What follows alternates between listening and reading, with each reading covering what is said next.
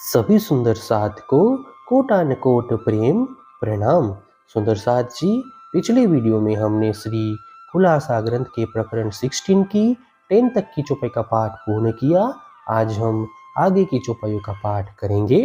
सुंदर साथ जी, अगर आपको यह वीडियो अच्छा लगे तो प्लीज़ लाइक करें और जो भी सुंदर साथ आपके साथ जुड़े हुए हो उन सबको भी यह वीडियो अवश्य शेयर करें।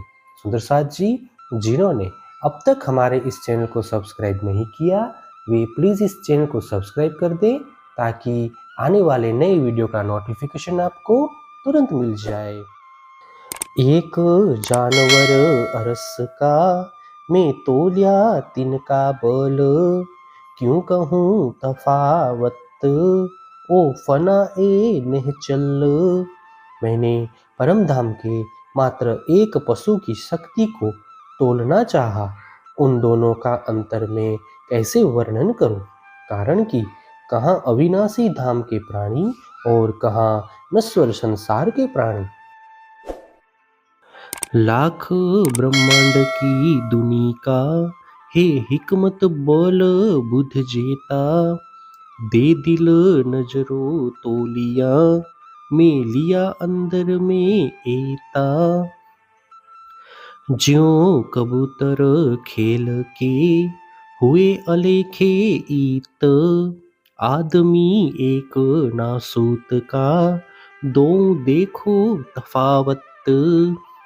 मैंने लाखों ब्रह्मांडों के जीवों की शक्ति तथा कुशलता की मानसिक रूप से तुलना की और इतना ही हृदय में धारण किया कि जिस प्रकार एक और बाजीगर द्वारा उत्पन्न किए गए असंख्य कबूतर तथा दूसरी ओर एक मनुष्य, इन दोनों में जितना अंतर है उसी प्रकार का अंतर अखंड परमधाम के प्राणी तथा नश्वर संसार के जीवों में है।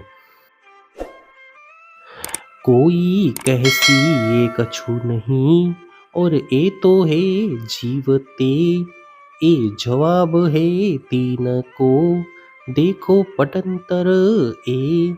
कोई कह सकते हैं कि ये जादू के कबूतर तो वास्तव में है ही नहीं, किंतु एक मनुष्य तो जीवित प्राणी है।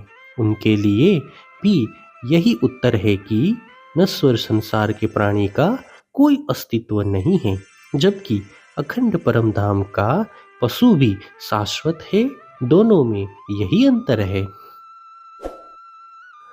आगू कायम अरस के, हे 14 तबक यों कर, ज्यों आगू नासुत दुनिया के, ए खेल के कबूतर। अखंड परमधाम के सम्मुख अनित्य ब्रह्मांड के 14 लोक उसी प्रकार अस्तित्व विहीन है जिस प्रकार नश्वर जगत के जीवों के सन्मुख जादू के काल्पनिक कबूतर अस्तित्व विहीन है। जो कछु पैदा कुन्न से, मैं तिनका देत निमूना, सो क्यों कही जाए कायम को, जो वस्त है झूठ फना। मैंने यह उदाहरण भी ऐसे नश्वर संसार का दिया है जो परमात्मा के द्वारा पुण्य यानी हो जा कहने मात्र से उत्पन्न हुआ है। वास्तव में संसार की नश्वर वस्तुओं का उदाहरण देकर परमधाम की अखंडता यानी शाश्वतता को कैसे समझाया जा सकता है। तो कहया शब्दातीत को, हद शब्द पहुँचत नाहे, ऐसे झूठ निमूना देय के, पछतात हो जीव माहे। इसीलिए शास्त्रों ने परमधाम को शब्दातीत कहा है, क्योंकि अनित्य संसार के शब्द वहाँ तक पहुँच नहीं सकते। किंतु नश्वर संसार के शब्दों का उदाहरण देते हुए मुझे अंतर से पश्चाताप होता है। कछुक सुख तो उपजे, हिसा कोट मां पहुँचे तीत, एक जरा न पहुँचे हक को, मैं ताथे दुख पावत। इन नश्वर शब्दों द्वारा दी गई उपमा का करोड़वां अंश भी यदि अखंड तक पहुंच पाता तो मुझे कुछ आनंद होता, किंतु नश्वर शब्दों का अंश मात्र भी परमात्मा तक नहीं पहुंचता है। इसीलिए मुझे परमधाम का वर्णन करने में कष्ट होता है। मैं देखिया सुनिया दुनिया में सो सब फना वस्त, इन झूठे आकार से क्यों होए कायम सिफत। मैंने संसार में जो कुछ देखा और सुना है वे सभी वस्तुएं अनित्य है। वस्तुतः इस अनित्य शरीर के द्वारा अखंड परमधाम की विशेषताओं का वर्णन कैसे हो सकता है।